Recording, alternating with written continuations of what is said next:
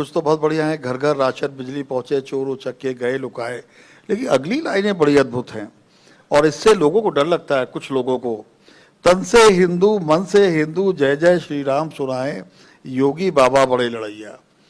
तो ये जो सबका विश्वास वाली बात थी, ये कुछ लोगों को ऐसा लगता है जैसे उत्तर प्रदेश में उनको पूरी तरीके से वो महफूज नहीं है। देखिए शशि जी, मैं जो है मुझे पिछले 2 वर्ष के दौरान हर तबके के धर्माचार्यों से, धर्मगुरुओं से बातचीत करने का अवसर प्राप्त हुआ। कोरोना के दौरान खास तौर पर, या अलग अलग समय में मैंने उन लोगों को बुलाया भी है। उनकी बातों को सुनता हूँ, बहुत ध्यान से सुनता हूँ। अच्छी बातें बोलते हैं लोग, अच्छा सुझाव भी देते हैं, और मेरा सबसे वही आग्रह रहता है। आज देखिए ना, उत्तर प्रदेश का हर तबका इस बात को स्वीकार करता है ना कि साहब दंगे नहीं हुए हैं तो इसमें हर व्यक्ति सुरक्षित है। अगर दंगे होंगे, हिंदू मरेगा तो क्या मुसलमान सुरक्षित रह जाएगा?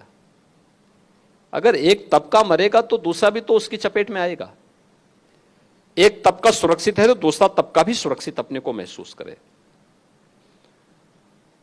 तो ये उनकी अपनी भावनाएं हैं, और मुझे लगता है कि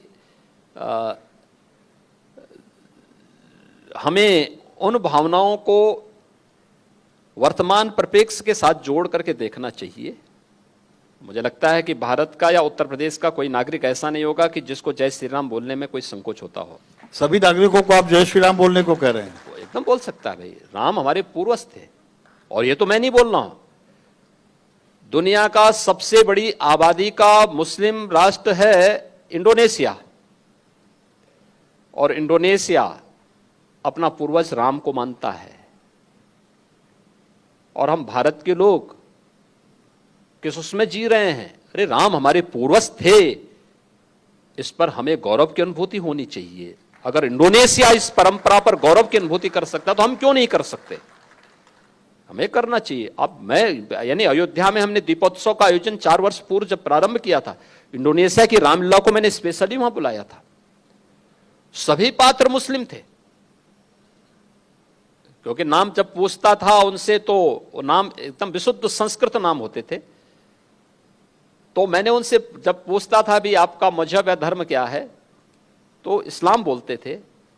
और मैं उनसे पूछता था कि भाई आप जो है इस्लाम के अनुयायी हैं, नाम आपका जो है विशुद्ध संस्कृत निष्ठ है, और रामलीला में कोई राम बना है, कोई सीता बनी है, कोई हनुमान बना है, कोई रावण बना है, कोई कुछ और बना है, आखिर ये सब क्या है?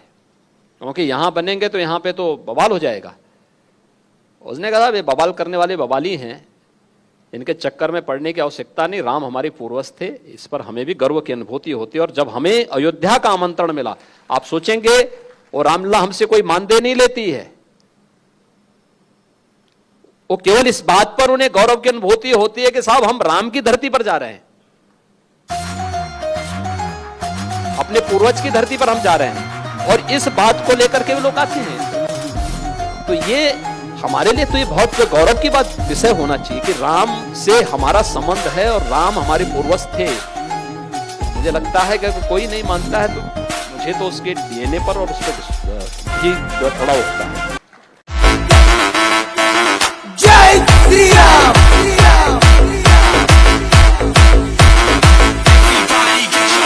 बजरंग